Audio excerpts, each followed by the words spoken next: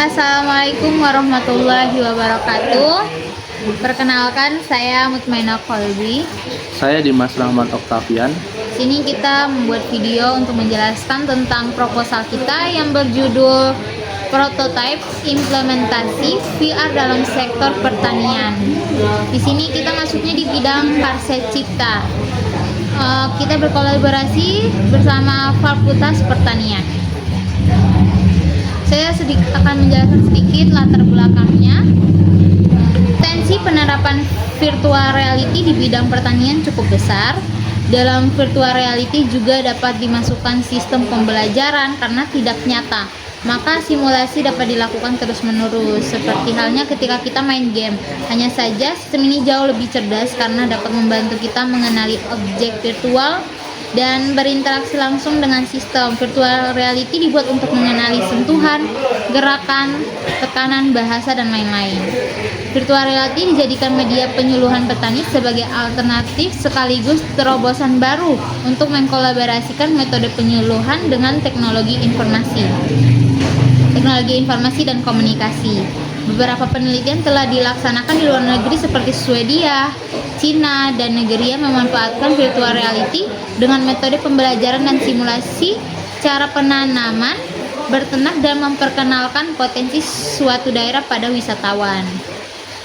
Proposal ini memiliki urgensi yang sangat tinggi, mengingat kondisi sektor pertanian Indonesia menghadapi berbagai tantangan serius.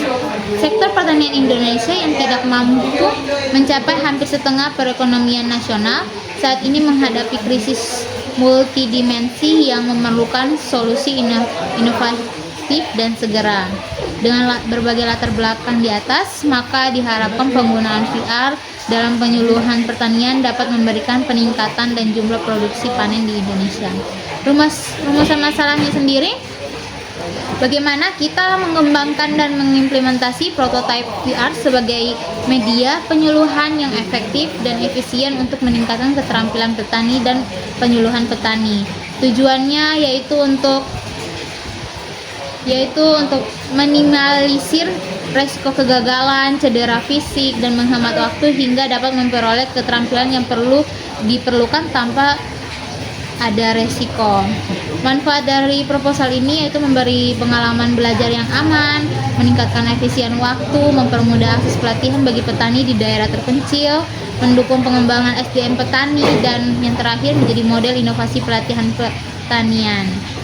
Selanjutnya bab 2 akan dijelaskan oleh Dimas Rahmat Oktavian. Untuk di bab 2 sendiri, yaitu ada teknologi virtual reality dalam pertanian. Virtual reality atau bisa disebut VR dalam sektor pertanian merupakan teknologi inovatif yang memberikan pengalaman belajar dan pelatihan yang imersif dan interaktif bagi petani serta penyuluh pertanian. Dengan VR, para pengguna dapat mensimpulkan berbagai aktivitas pertanian seperti pengoperasian alat berat, teknik penanaman, pengendalian hama, dan manajemen lahan tanpa resiko kerusakan fisik atau kerugian di lapangan. Cara kerja virtual reality pada prinsipnya adalah pemakai melihat suatu dunia semu yang sebenarnya berupa gambar-gambar bersifat dinamis. Sistem memberikan reaksi yang sesuai sehingga pemakai seolah merasakan sedang berada pada situasi yang nyata, baik secara fisik atau secara psikologis, dan VR menyediakan simulasi imersif untuk pelatihan praktik pertanian tanpa resiko kegagalan di lapangan. Yang selanjutnya ada VR sebagai media pelatihan. Menurut dari Prastianto et al. Pada tahun 2018, VR berpotensi besar sebagai media penyuluhan pertanian karena memberikan pengalaman belajar yang realistis dan interaktif. Penggunaan VR dalam pelatihan memungkinkan simulasi kegiatan pertanian seperti penanaman, pengendalian hama, dan pengoperasian alat berat, sehingga meningkatkan pemahaman dan keterampilan petani dan penyuluh. Yang selanjutnya ada inovasi digital untuk transparansi dan pemasaran produk pertanian. Penerapan VR dalam pemasaran produk pertanian juga terbukti meningkatkan transparansi, proses produksi, dan kepercayaan konsumen. Studi pada Koperasi Pemasaran Vanili Simpotov menunjukkan bahwa teknologi VR memungkinkan pelanggan melihat proses produksi secara interaktif dan mendalam, sehingga meningkatkan kepercayaan dan efisiensi distribusi informasi. Dan selanjutnya ada kajian literatur sistematik penggunaan VR di pertanian. Studi literatur sistematik oleh IPB University mengungkapkan bahwa aplikasi VR di bidang pertanian sangat beragam, mulai dari simulasi teknik budidaya, edukasi manajemen sumber daya, hingga pelatihan keterampilan praktik. Yang selanjutnya ada perkembangan dan tren teknologi VR di pertanian. Teknologi VR terus berkembang dengan integrasi fitur-fitur canggih seperti deteksi penyakit tanaman secara real time, bantuan jarak jauh dari ahli, dan visualisasi data agronomi yang membantu pengambilan keputusan petani. Contohnya ada Apple Vision Pro menggabungkan AI dan VR untuk mendukung pertanian presisi dan pelatihan interaktif. Yang selanjutnya ada studi kasus dan implementasi VR di Indonesia. Beberapa institusi di Indonesia telah mulai mengadopsi VR sebagai media pelatihan dan edukasi pertanian. Contohnya Balai Desa Pelatihan Pertanian BBPP Lembang menggunakan aplikasi VR berbasis smartphone untuk pelatihan penyuluh.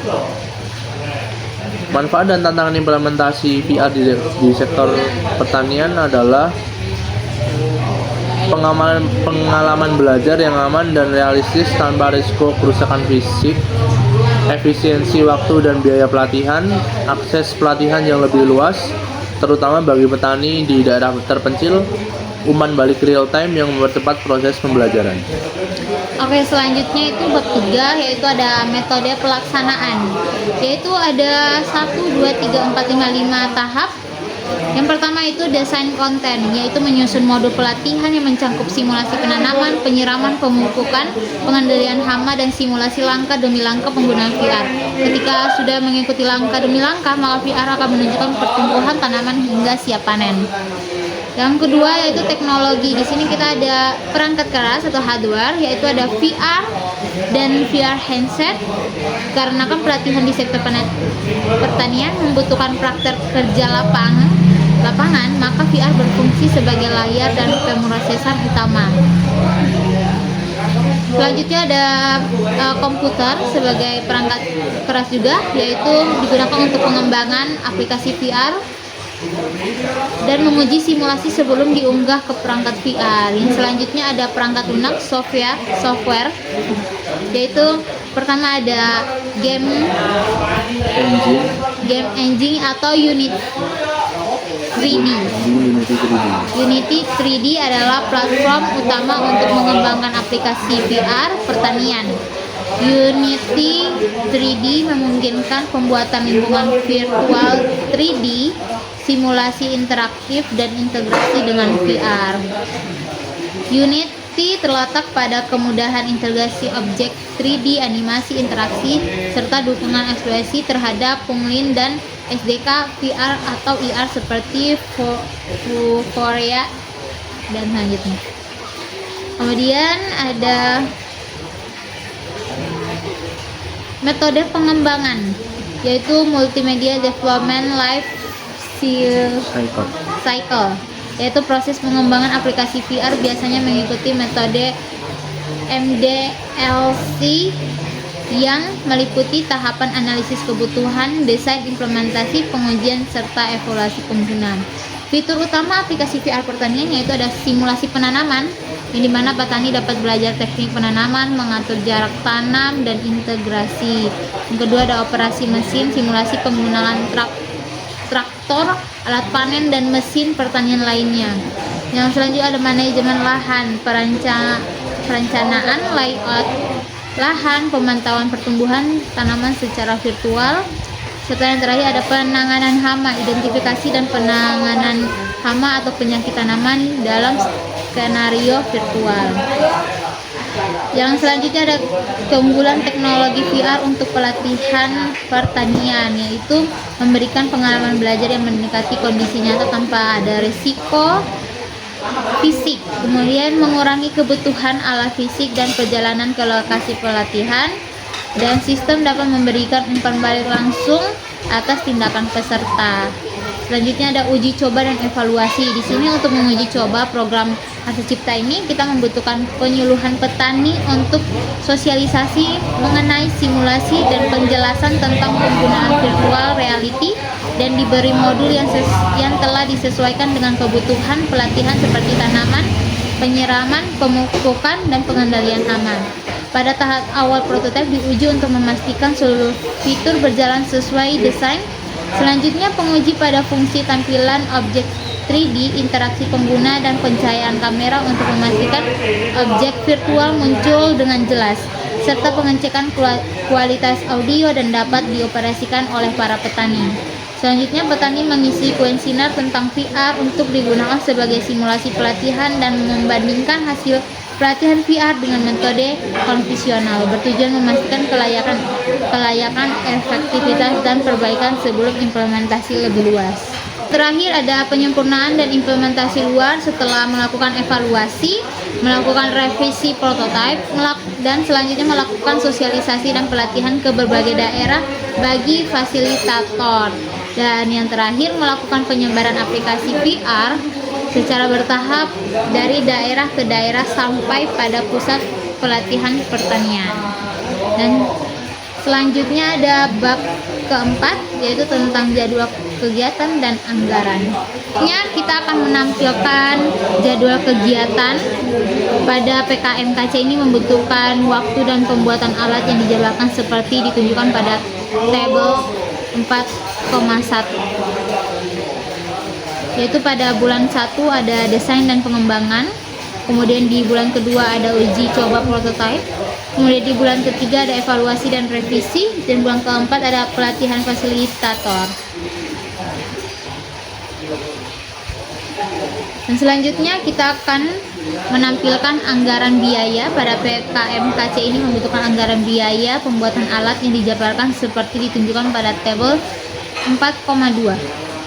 Anggaran PKMKC ini membutuhkan anggaran biaya pembuatan alat yang dijabarkan seperti ditunjukkan dalam tabel 4.2. Untuk jumlah semuanya itu ada 10 juta dan rekap sumber dananya dari Belmawa itu ada 8 juta. Baik, sekian hasil presentasi kami mengenai proposal kami. Mohon maaf bila ada salah kata. Wassalamualaikum warahmatullahi wabarakatuh.